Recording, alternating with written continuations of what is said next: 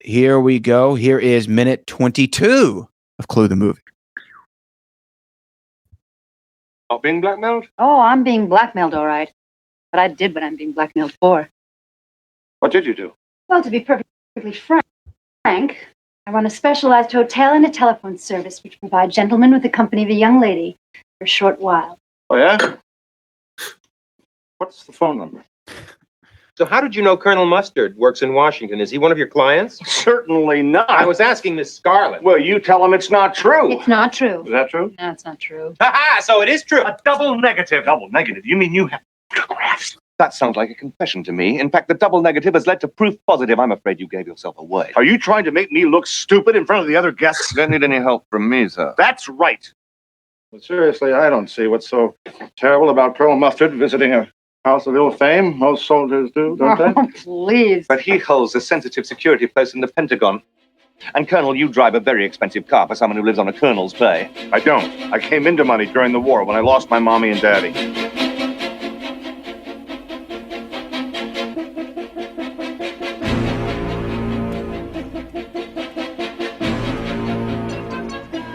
Hello, everybody, and welcome back to Clue the Movie Podcast, where we break down the 1985 cult classic Clue the Movie 1 minute at a time. My name is Brad Gilmore, joined always by Jeff Smith. And Jeff, we're 22 minutes in. We're getting to figure out who did what, who's being blackmailed for what, and who claims that they're not being blackmailed for something, or they're being blackmailed for something that they didn't do, even though we know that they did it. Easy for you to say. This scene, this minute, actually, was so well written. Good minute. And so well acted. And this is maybe one of the quintessential examples of the zippiness of the dialogue and how its delivery made it funny, right? Because there's no inherent joke per se, except for at the very end there, that's said. It's just the way that everything is delivered is so spot on. Am I right?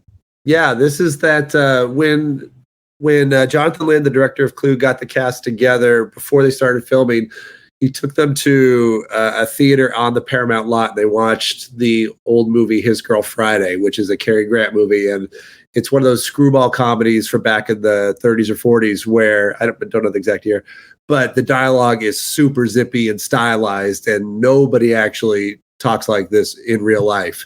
But this was the idea when Jonathan Lynn was writing the script of how scenes like this were going to play. And that's why it is, this scene packs, or this minute packs a lot to the minute, because Miss Scarlett's description, even of her job in the telephone service, which I don't necessarily get what that has to do with the telephone. But once Colonel Mustard gets up off the couch, it does not stop until, and then when it finally does, it's like kind of letting the air out of the balloon, where he says, "You trying to make me look stupid in front of the other guests. You don't need any help from me, sir." That's right. And then finally we get to breathe. And it's just that the laugh almost comes from just relief for the audience to go, whew, that was a lot to listen to for the last 30 seconds. Well, so again, she's describing, she being Miss Scarlett is describing that she runs essentially a brothel or an escort service, however you want to look at it. She's a madam, the Heidi Fleiss of the 1950s, if you will. And so why do they call it? It's in the telephone service, do you know? I guess maybe they call. I guess because then Professor Plum asks, "What's the phone number?" What's the phone number? Wouldn't you call if you were going to the dry cleaners? So I don't know why that's so specific to. I guess so. Look at me trying to sound like I don't know anything about brothels. By the way, what? Well, let me tell you about First of all, a bordello is well, no, because aren't they called call girls? Is that why? Let me look this up.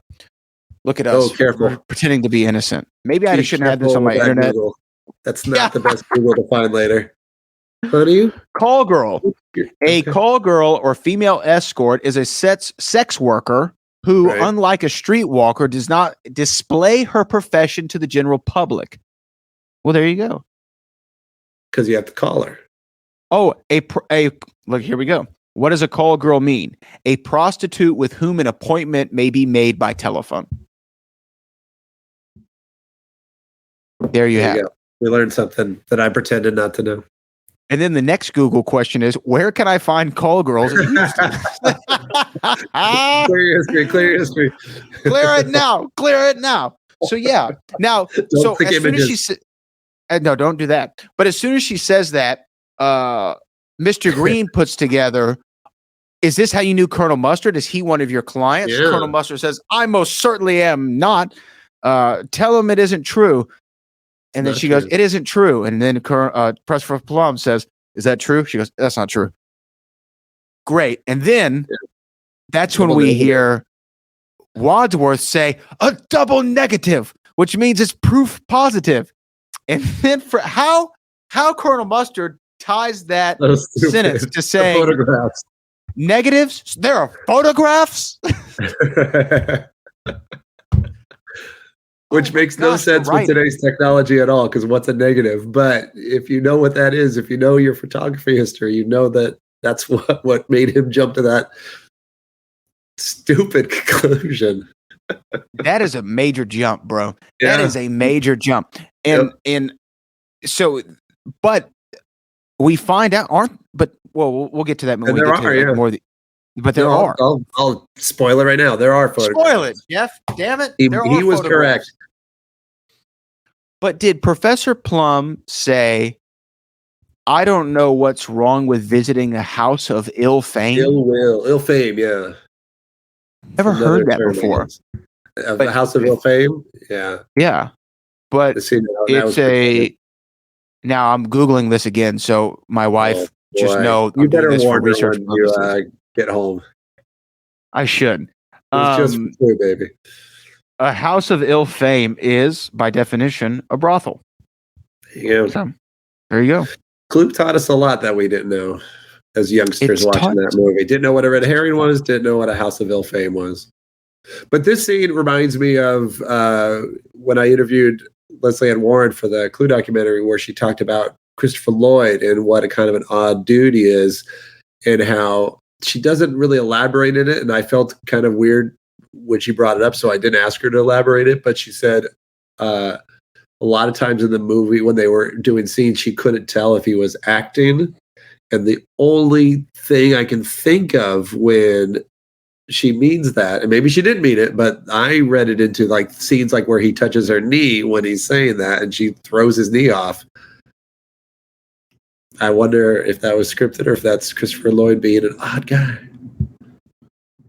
Well, I do think from everything that I've heard and researched, as they say, or as we say in the South, researched,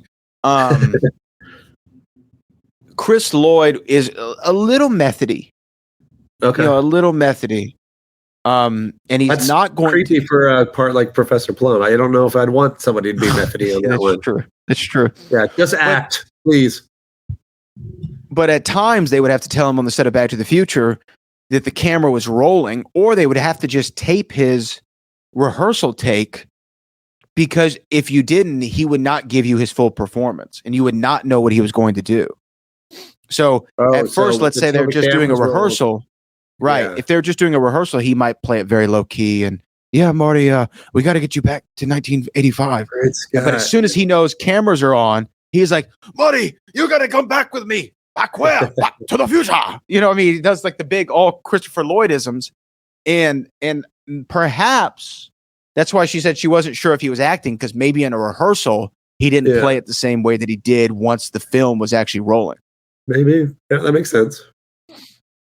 Do we think what Professor Plum did is bad?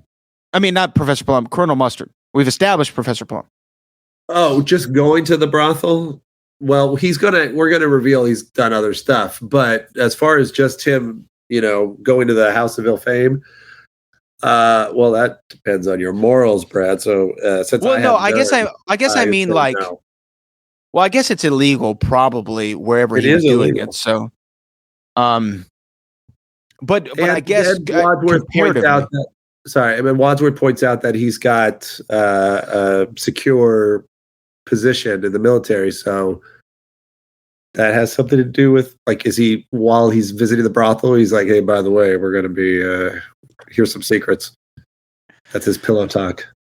Yeah, I don't really understand to this point. Like, I get obviously that's a bad thing, and I guess if you're a political official or a public figure, you do not want any sort of stain Controversy. upon your name or controversy. That's probably the better word that I was looking for. But at the same time, and in the same respect, when you compare it to taking bribes, I think bribes are worse. And Yeah. then when you think of taking advantage of a young lady who might not be fully mentally well, much Yeah. worse. So far, he's and you know what? I actually think Scarlett might be the least innocent so far, for what we really know the truth. Actually, I yeah, think she's just. It's one of the two of them. Is it It's like the last- person that's providing the service or the person that's being the serviced. customer? Yeah. That's why I took a pause. I'm like, there's got to be a better way to say it. But Brad Gilmore, everybody. Yeah, I don't know which is worse. Yeah. I guess seeking the service out is less worse. Is it? Well, what's worse, the drug dealer or the person on drugs? Probably the dealer. The dealer, yeah, definitely the Because dealer. they're supplying, you wouldn't be, there would be no brothel for him to go. Well, he'd probably find another one. But if she didn't do it, so maybe she's worse. Maybe. The morality I of don't know. Clue, everybody. It's a difficult task, man. It's a Yeah. difficult task to answer on that one. So, we've established 4 of our 6 game piece characters and what they are accused of and why they are being paid blackmail. And really, so far, Professor Plum claims to not have done what he is accused of. Right? Right. Or he's just very nonchalant. Well, we don't know about, yeah, I guess he's pretty nonchalant about it. Yeah, I don't think has he denied it? He hasn't really I denied thought it. he denied it. Maybe he didn't No, deny it. Colonel I'm Mustard looking at denied it. it. Green denied it. Mrs. White denied it. But Correct. Why? Trying to see okay. if he says anything about it. What did you do? You know what doctors aren't allowed to do with their lady patients? Yeah. Well, he did. Oh, how disgusting. Are you making moral Okay, no, he doesn't Yeah. deny it. Okay, you're right. Doesn't have time. He does not deny it. Yeah, he does not just deny it about because time in. Peacock cuts him off. So if we were ranking them so far out of the 4, we would say Plum worst, Yeah. right? So top of the Plum, list is Plum, Peacock, then Peacock, Scarlet, Scarlet, and Mustard. Mustard.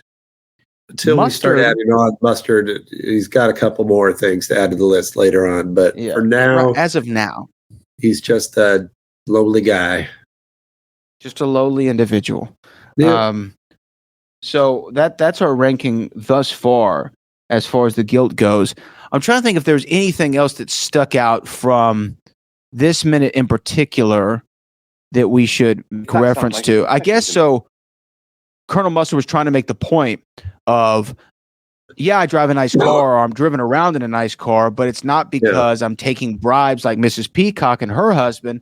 It's because my mommy and daddy died and I got Yeah. a big inheritance. He came into money after the war after he lost his mommy and daddy. What does that tell us about the pathos of him, though? Because to me, that means, okay, his parents must have been somebody of notoriety, perhaps. I mean, wealthy people in Washington, D.C. are essentially the movie stars that they're in Hollywood, right? The military usually kinda- begats military. He is a real colonel. Yeah. So you wonder what his dad or mother may have done in order to come into such money. Is it is it generational wealth? And does it explain why he believes he can do all these things that he's doing with no real repercussion other than paying off some blackmail because he is privileged and petulant and doesn't really understand the way the world works? Rules Also, don't apply. rules don't apply to him. Also might explain his intelligence or lack thereof. A lot of very rich people who are born into that kind of world think they're really smart, and he seems to think he's smart, and he's really not. Yeah, we were talking about Seinfeld during the break a second ago and Michael Richards. And Michael Richards said when he first took over the role of Kramer, he would play it as if he was a step behind everybody else in the room, like a little bit slower, a little bit dumber. He said the turning point for him as a character is when he said, instead of playing it like that, I actually played it as if Kramer was the smartest person in the room. And he thought he was the smartest in the room, which is kind of what we're getting from Martin Mull's Colonel Mustard in a way, right? He believes And he's this also, colonel. Yeah, and if you watch him, like what he says, "Are you trying to make me look stupid?" It comes across a little threatening as well. So he's not used to being pushed around like this. He's in a very uncomfortable spot, and probably ever since he started getting blackmailed for all his business, this is not the world. I like the idea that he was born into some kind of military family, and that's because how on earth would he become a colonel on his own merits? No way. There has to be some nepotism here Mom or somewhere. dad was definitely helping out, or there's an Uncle Mustard out there somewhere. That makes total sense. And so when he pushes back, he does it, but he's not even good at that either. He knows how to say words. He's got the best words. He says words, and he says them forcefully. And like when he goes, "That's right," like he won the argument. And then he takes a pause and realizes, oh no, that's not how that should have gone at all. I can't think of any comparables to Colonel Mustard. But yeah, no, I agree with you wholeheartedly in the sense of he seems as though, coming from that privilege, you're used to getting whatever it is that you want, right? And perhaps he showed up to the Body Manor thinking, I'm the colonel. I can get this done. I'm going to take care of business. I'm going to figure out what's going on. Right. I'm going to get there first. Yep. I'm going to be in and out of there in 5 minutes. My driver's going to be waiting down the street. I can trust them. It'll be fine. My expensive car. This is great. This is exactly, I think this is all true though. Like we're really figuring out. And I hope you remember this when we get to the minute where he does talk about his parents, who we do find out were not dead, because he says the shock would have killed them. Obviously, he's also concerned about disappointing his mother, at least, because he said the shock would have killed her of going to the brothel. Yeah, he's a mess. I like this. Yeah, poor Colonel Mustard, who's not my favorite character. I'll be honest. He's probably one of my least favorite of the group. Or he was until now. I kind of like him now because he's got more depth or we just made up a bunch. But I like it. This is why we do this. This is why we watch a minute at a time. No one's going to watch for a minute and go, all right, why is he acting like this? But we are. Well, we're putting it under the magnifying glass and really trying to figure this out. Really trying to figure this out and figure out what the hell is going on in this movie. Also, you're right. To go back, one last thing. Plum doesn't deny it and obviously is guilty and obviously doesn't realize that no means no because he's already been turned down. He's paying a blackmail. Yeah. Isn't that weird? Why is he paying? Doesn't seem to bother him. But there's got to be more that we don't know. Got to be more. And here's the other thing. How much do you think this blackmail is? Let's see. They all look pretty okay financially. They've got lovely costumes. Thank you, Michael Kaplan. Mm-hmm. So it can't be hurting them too much, although he does say in the letter that it's painful. Financial burden, right? A painful financial burden. Yeah. And is it monthly? Are they on a monthly cycle? Like on an installment plan? And like this is the 1950s. Yeah. I don't know. I mean, would $500 be a whole lot back in 1950? Probably not. I don't know. I'm fortunate. I've never been blackmailed, so I don't know what the going rate is. I guess you could Google that too, but your search history is going to be really weird today. Dollars in When I hope you get home okay, and so this doesn't become a Dateline episode where they're looking up Brad Gilmore. They're like, okay. Well, here's the thing. So let's say it was $500. Right here. Yes, this is evidence. But let's say they're paying $500 a month in 1950. Okay. That is equivalent to about $6,182.78 today. All right, that's a chunk. That's a pretty hefty price. Yeah, I couldn't do it. So it could have even been more. It could have been like $1,000. Yeah. And for how long, I wonder? How long were they letting this happen? They're not old people. They're not old. They're a young group. Definitely, it wasn't just a couple of week thing. This is frustration that has been built up because, again, we know murder is going to happen. You know? We've got so you have to be pretty frustrated. And the fact that they would show up in this place in the first, and to begin with, that's how bad they want to wrap this all up. Right. And that's a lovely segue of wrapping it all up. I'm getting good at this. You know what? You're turning into quite the broadcaster. Quite the broadcaster. Well, let's put a bow on this. Minute 22, and we'll pick it back up with minute 23 of Clue the Movie podcast. And Jeff Smith, more blackmail. Again, you can see him at cluedoc.com. Yep. You can find me at Brad Gilmore on all social media. And we will be back, except TikTok, which is at Boat Gilmore. And we will be back with minute 23 of Clue the Movie podcast.